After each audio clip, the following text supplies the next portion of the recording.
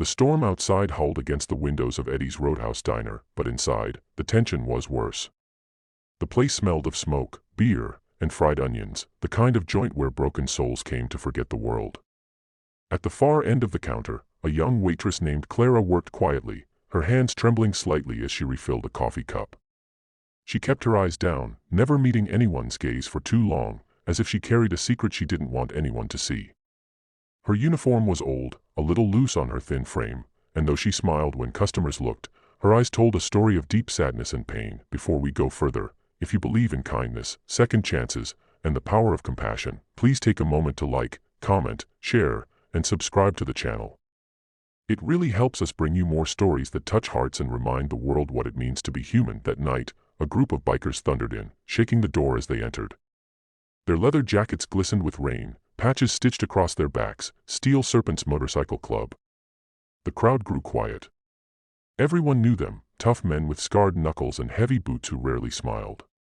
They carried an aura that warned others to keep their distance. But among them was one who didn't quite fit the mold, a tall man with gray streaks in his beard and eyes that seemed too thoughtful for the chaos around him. His name was Reed. Clara forced a shaky smile as she approached their table. "Evening, what'll it be?" she asked, her voice polite, though her hands clutched her notepad a bit too tightly. The men smirked and made their usual teasing remarks, the kind that made her blush uncomfortably. But Reed just stared quietly, noticing the way her smile faded the moment she turned away. There was something fragile about her, like glass that had been dropped too many times but still somehow held its shape. As the night wore on, the bikers laughed, drank, and told stories of roads and scars.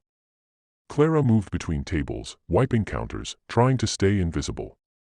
But when one of the younger bikers, a man named Troy, made a crude joke and grabbed her arm, she froze. Her eyes filled with panic as she tried to pull away, but the sudden movement caused the thin fabric of her shirt to rip at the shoulder. The sound tore through the silence of the bar, gasps filled the room. The jukebox stopped mid-song. Everyone turned toward the sound, toward Clara, her shirt torn, her face pale with fear. But before anyone could say a word, Reed stood up, his chair scraping against the floor with a growl. He grabbed Troy by the collar and shoved him against the wall, his voice low and dangerous. "You don't touch people like that." The others started to rise, ready for a fight, but Reed's glare made even the toughest of them hesitate. The room trembled with tension, and then, as Reed turned toward Clara to check if she was okay, he froze. Under the ripped fabric, on Clara's shoulder and upper arm, were deep, discolored scars, long, twisted lines that told a story of pain far worse than anything in that bar. Some looked like burn marks, others like old cuts. For a moment, no one breathed. Reed's anger melted into shock, and then sorrow. The room that had been loud and brash minutes ago now felt heavy with silence. Clara quickly tried to cover herself, tears forming in her eyes, whispering apologies as if she had done something wrong. But Reed stepped forward, gently placing his jacket around her shoulders. His voice, usually rough, softened. "You don't need to hide that," he said. "Not from anyone." Everyone in the diner stared, the weight of the moment sinking in. The same men who once joked crudely now looked down, ashamed. Reed turned to Troy, his voice trembling with restrained fury. "You owe her more than an apology, you owe her respect."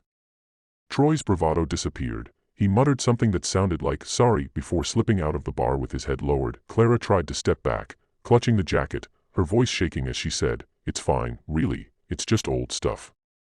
But Reed looked at her with eyes full of understanding. "Scars mean you survived," he said softly. "They don't make you less, they make you stronger."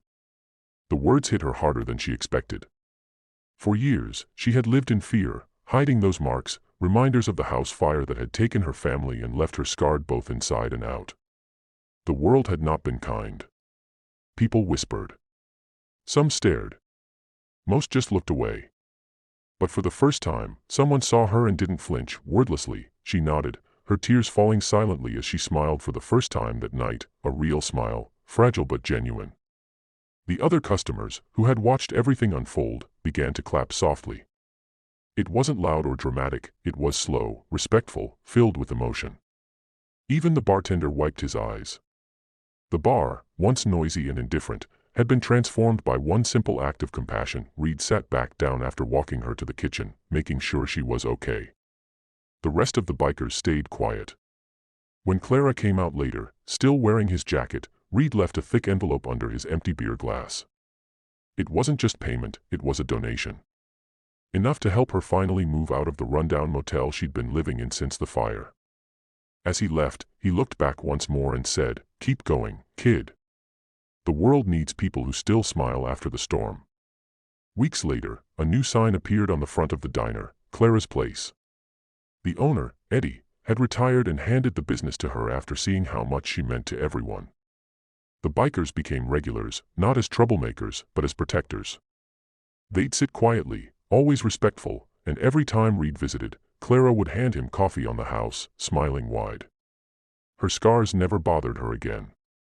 They became a part of her story, a story that changed others too, and that night, whenever the locals spoke about the biker who ripped the waitress's shirt, it wasn't with scandal or judgment, it was with awe. Because what he revealed that night wasn't her weakness, but her strength. He didn't expose her pain, he freed her from it. If this story touched your heart, if you believe in kindness, redemption, and the strength to heal, please take a second to like, share, and subscribe to the channel. These small actions help us keep spreading stories that remind the world to care, to notice, and to never judge too quickly. Speech balloon special request. Comment below with the words, "Kindness still exists," if you believe that compassion can change lives, because tonight, it truly did. As the last lights dimmed in Clara's Place, the sound of motorcycles faded into the night, not as symbols of fear, but as guardians of a story that proved one powerful truth: sometimes, the hardest battles are invisible. And the greatest heroes are the ones who choose to see beyond the scars.